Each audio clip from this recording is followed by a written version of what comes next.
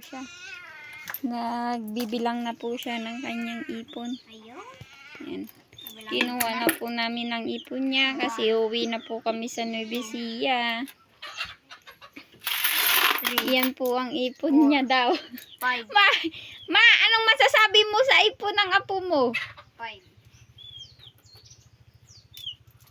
Masasabi ko, ang galing na mag-ipon ni Mama. Alam.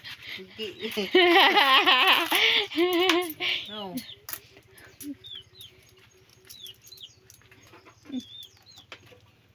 Wala nang laman. Then, pang ano mo yan? Pang ano mo yan? Pang bike. Pang bike? Dagdagan mo pa, kulang pa yan. 2, 3, 4, 5.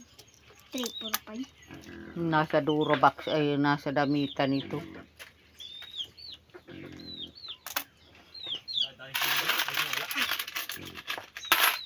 Mommy?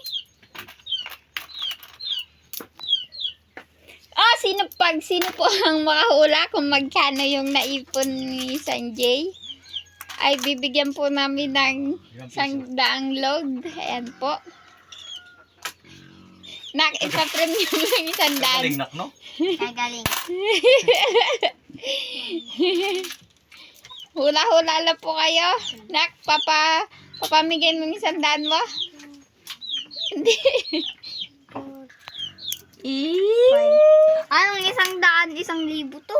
Ay, hindi pala 1,000. Iwan ko na.